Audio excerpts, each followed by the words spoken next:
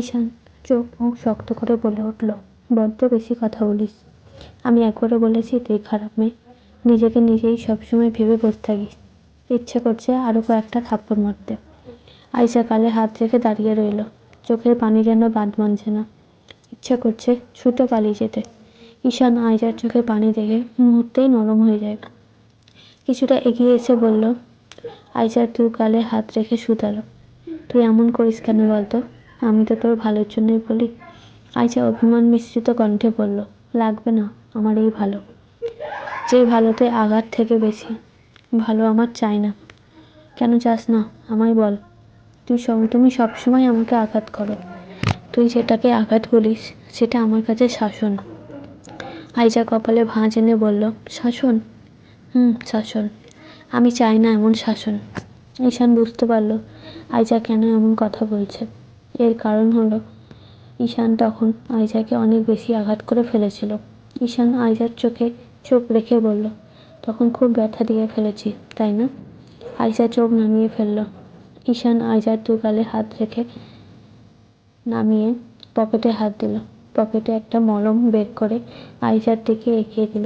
আয়শা জিজ্ঞেস করল, এটা দিয়ে কি করব? ঈশান মলমটা আয়শার হাতে দিয়ে বলল, এটা সিগারেটের পোড়ার দাগে লাগাবি, দেখবি তাড়াতাড়ি সেরে যাবে। ঠিক আছে, লাগাবো। এখন রুমে যা, অনেক রাত হয়েছে। যাচ্ছি। এই বলে আয়শা ঈশানের সামনে থেকে চলে আসার জন্য পা বেরোলো।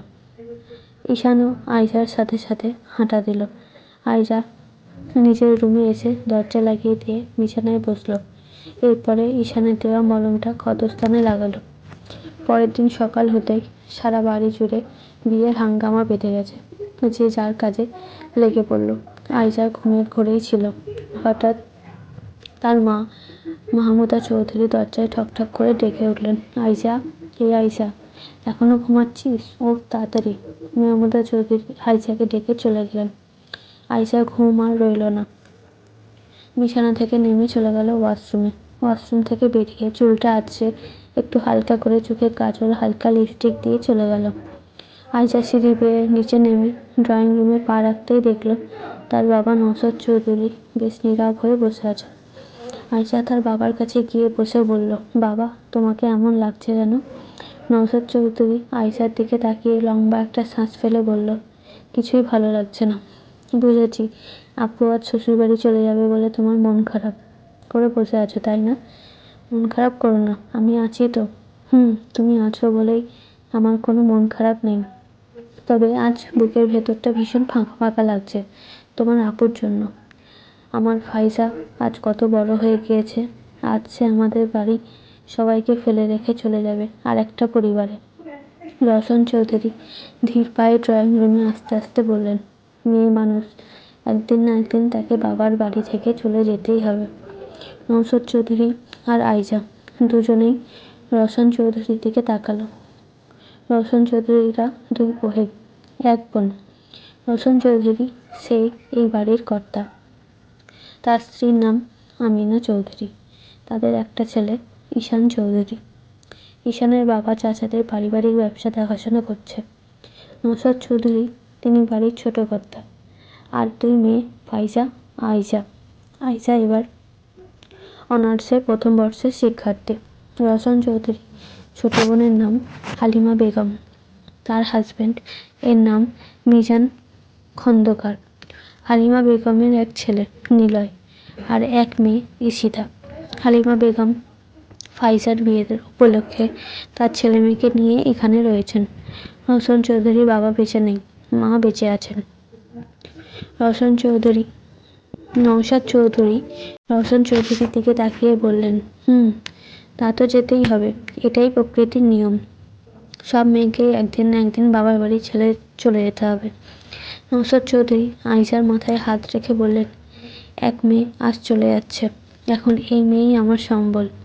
ফাইজাকে ছেড়ে হয়তো থাকতে পারবো, কিন্তু আয়শাকে অন্য বাড়িতে দিয়ে কিভাবে থাকবো? রওশন চৌধুরী নওশাদ চৌধুরীকে বললেন, নওশাদ, এসব চিন্তা করিস না আর মন খারাপ করেও থাকিস না। এমনিতেই ফাইজার মন আজ ভালো থাকবে না। এর মধ্যে যদি ফাইজা আজ তোকে মন খারাপ করে থাকতে দেখে তাহলে মেয়েটা কষ্ট পাবে। আইজা তার বাবার দিকে তাকিয়ে বলে উঠল, বাবা, চাচু তো ঠিকই বলছে, তুমি প্লিজ মন খারাপ করো না। আইজা আর কিছুক্ষণ তার বাবা আর চাচুর সাথে বসে কথা বলল। এরপরে আইজাকে ডাকতে এলো আইজার খালাতো ভাই সাদাত। সাদাত আর ফাইজা সমবয়সী ছিল।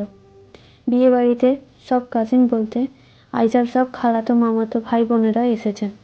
কালকে হলুদের প্রোগ্রাম সবার সাথেই নাচানাচি করতে গিয়ে ওই ঘটনা ভুলবশত ঘটে গিয়েছিল। আইজা আর মনে করতে চায় না সেই ঘটনা। সাদাত আইজার সামনে এসে বলল, আইজা শুনতো। হ্যাঁ ভাইয়া বলো। একটু আয় তো আমার সাথে, অনেক কাজ পড়ে আছে। আইজা নওশাদ চৌধুরীর পাশ থেকে উঠে বলল, চলো। আইজা তার সব কাজিনের সাথে গিয়ে বিয়েবাড়ির অনেক কাজ শুরু করে দিল। এর মধ্যে ডেকোরেশন থেকে লোক এসে স্টেজটা সাজিয়ে দিয়ে গিয়েছে। আইজা তার কাজিনরা পুরো বাড়িটা সুন্দর করে সাজিয়ে ফেললো। সবার কাজবাজের মধ্যে আইজা ঈশানকে খুঁজছে, কিন্তু ঈশানকে কোথাও দেখতে পায়নি। দুপুরের দিকে সব কাজ শেষ হয়ে গেল। অনেকক্ষণ যাবৎ কাজ করে সবাই এখন ক্লান্ত হয়ে গিয়েছে। তাই সবাই মিলে বাড়ির সামনে বসে বাগানে বসেই স্টেজের পাশে গোল হয়ে আছে। সাদাত এসে আইজার পিছনে বসলো। আইজা বুঝতে পারেনি যে সাদাত কখন তার পিছনে এসে বসেছে। সবাই কথা বলছে আর সাদাত আইজার দিকে তাকিয়ে আছে। সাদাত আইজাকে মনে মনে বেশ পছন্দ করে, কিন্তু আইজাকে বলতে পারেনি এখনো।